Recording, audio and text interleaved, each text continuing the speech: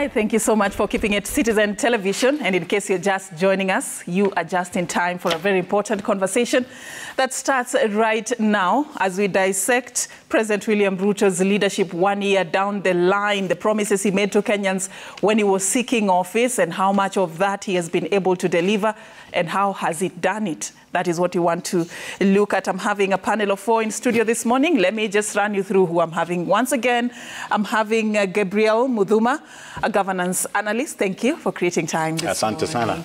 And we are happy to also have Eric Theuri, the president of LSK, this morning. Thank you. Thank you and good morning. Thank you so much. We have Wilkista Aduma, the executive director, run for office. Thank you, Wilkista. Thank you. Karibu sana. We have Eric Kinaga, program manager, TISA. Asante. Thank Eric. you for having me. All right. So we are having this conversation at a time when exactly a day like this in 2022, a few hours from now, it was around lunchtime, if I remember correctly, President William Ruto was taking oath of office, and he assured Kenyans that now this sets the pace for him to begin implementing what he called the plan. And this plan is what we want to talk about this morning, looking at it 12 years down the line. How much of it has he been able to, implement? And I'd just like to open this conversation by giving you all a round of just telling me a bit about where you think President Ruto is rating Kenyans. According to a poll that was released yesterday, have rated his administration C. 55% is what they're giving President William Ruto in terms of performance, and his deputy Rigathi Gachagua scoring a 47%. I'll start with you, Gabriel. Good morning. I thought ladies first. Let me begin by... No, we are shifting from that. Honestly, let me begin by actually recognizing some words of condolences to our brothers up north, that is in Morocco and Libya, following some devastating news that are coming out of that place. I've just read this morning that nearly 5,300 something deaths have been reported in Libya following Storm Daniels. Morocco, we just saw the landslide, and I think it's not the landslide, but the earthquake. And I think it's actually a great time to let them know that we are mourning with them as brothers in this great continent. Having said that, I think it would be too early for me to look at the poll that was done yesterday. Honestly, I've not looked at it, but, going by the score, I would begin by what did the president promise? What has he been able to achieve? If we start from that arena, I think we can easily be able to dissect where has he come from, where were we, and where are we now? And I think those are some of the great merits that you can give when you're really trying to balance out how the president has performed. So to begin by some of the things that he said he would do, I think he's nearly touched on all the areas, if we have to be honest. He's nearly touched on all the areas, starting with where our economy was. Remember, to be, again, if we are candid and honest, our economy was skating on thin ice. We realized we were in a grip of a failed economic theory. He came up with a plan, and I think 1 year removed, you can somewhat see that we are getting somewhere. All right, we may not be where we need to be, but we are getting somewhere. All right, I'll come back to you to tell me more about where you're coming with your point of argument, but I'd also like to hear from you, Theuri. Do you feel that President William Ruto, if you are to rate him, if you are to be given a chance now to weigh in on this subject, where would you place how much he has achieved in terms of his leadership? And do you think Kenyans were fair in how they rated the president? Well, at a C, probably a very fair assessment of the president.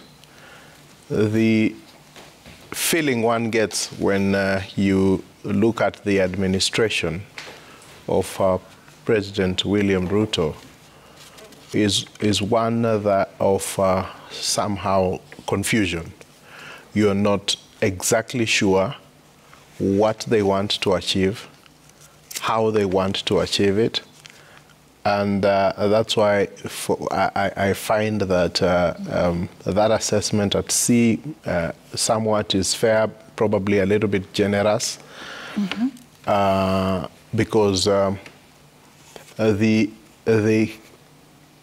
road into office on the basis of certain promises that were made for the so-called hustlers, the ordinary man on the street. The several interventions that have been put forth, none of them, in my view, have resulted in any significant gain for the people. And the concept of governance is based on a social contract.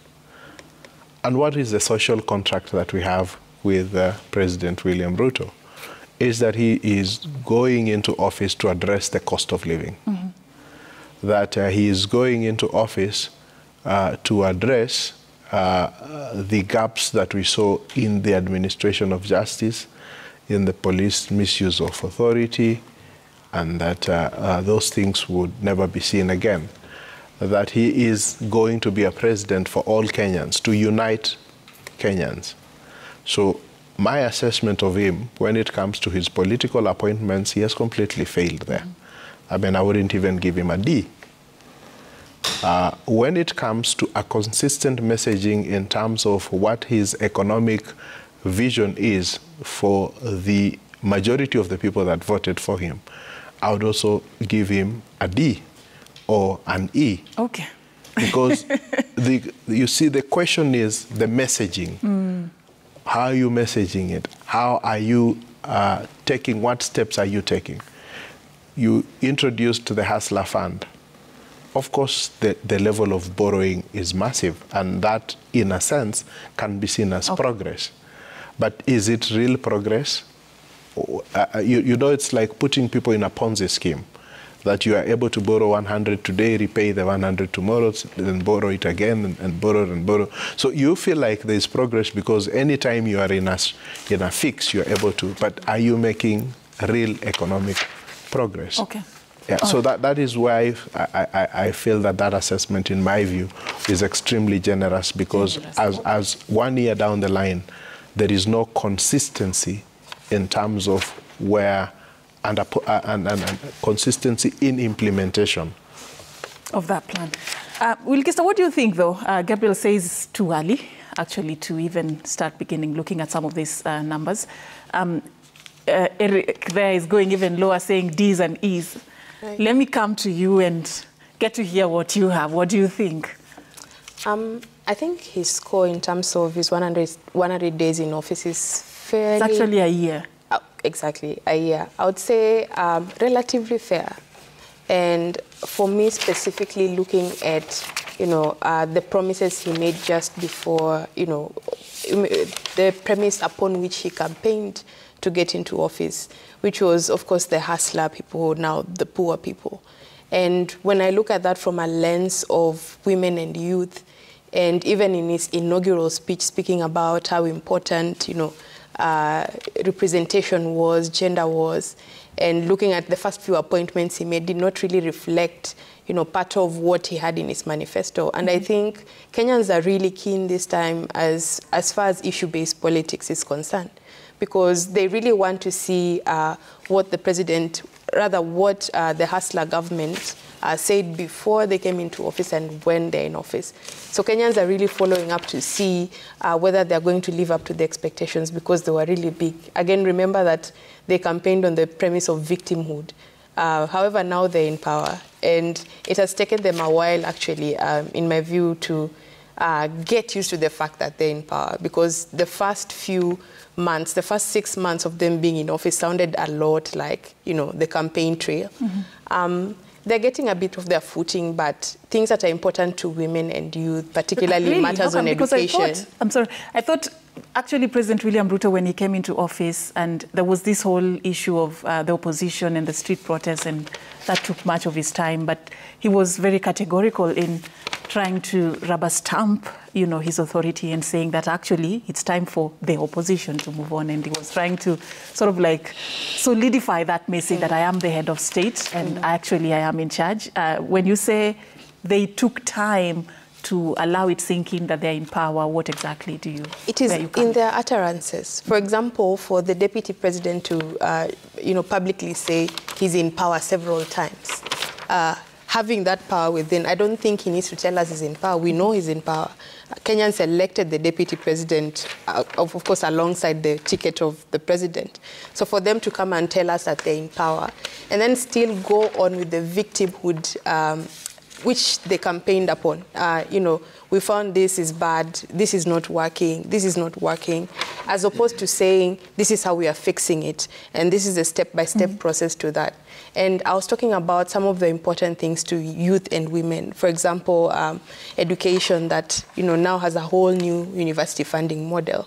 And I think a lot more can be done. So I say the ranking, the percentage given to them is relatively fair. Relatively fair. Let me come to you, Eric. Do you think we are expecting too much too early from Ruto's administration? Well, thanks. It's a good question. Are we expecting too much? I believe no, because they say the prize for democracy is eternal vigilance. And so if Kenyans feel aggrieved or feel that the government is has not risen to the expectations that they desire of it, I think they are in their element as the owners of this country. But just to go back to your question, in terms of what the overall scorecard has been for the president, is I think to appreciate the fact that he took government in not very easy circumstances, and I think it's good to appreciate that. Of course, we had the global supply chain challenge occasioned by the war between Russia and Ukraine. There's a COVID. There was the external shocks on the inflation that we've seen continue to press across the country. But that said, and I think while appreciating that, I believe one of the issues that was important for the government of Ruto, for Ruto's government to push, was to ensure that Kenyans remain afloat, because Kenyans have taken a hit from COVID. They've taken a hit from external shocks, like we've mentioned, and we are aware about that. And so we didn't expect that his first order of government would be to increase taxes to an already overburdened citizenry. And that's exactly what the government has done. I think the other issues that I think have been quite worrying about his first year in office is the blatant disregard for the rule of law, and I think we've seen some pronouncements and measures within government that have been challenged in court, and we've continued to see a sense of disregard, which again I think we saw in the last 10 years in parts, and I think. Sometimes there are Kenyans. I mean, if there are Kenyans out there who think that the president speaks from both sides of his mouth, they have every reason to say that, because you first talk about austerity challenge the government that he was, he challenged the government that he was part of to cut costs, then comes into office and increases the number of CASs, which is completely in contravention from what he was trying to say. And I think the other bit that has been quite burdensome to most Kenyans is a taxation. And I think what you've seen in the Finance Act this year, which a number of us have challenged in various respects, continues to tell us that we've come so far yet walked so far backwards, making 2 steps and 1 step back. And finally, I think, which is the other bigger concern for me, is the accountability deficit. Because ours is not a technical problem. The problem around in our country, around the issues that we deal with, are mostly political. It's an issue of accountability. We do not have, for instance, if I speak about revenue, we do not have a revenue challenge which is bigger than an accountability challenge that we have for our revenues. If you just look at the statistics around how much money is leaving this country in form of illicit financial flows. So, and we've not seen elaborate and a lot of strength and efforts being put in that space to protect what we already have. Instead, trying to collect a lot more. All right.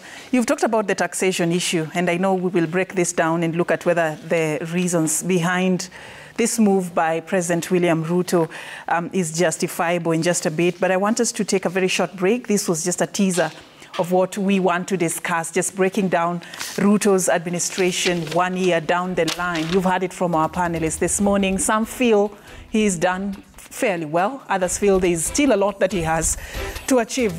We take that break now. We'll come back in a bit. Do stay with us. This is Daybreak.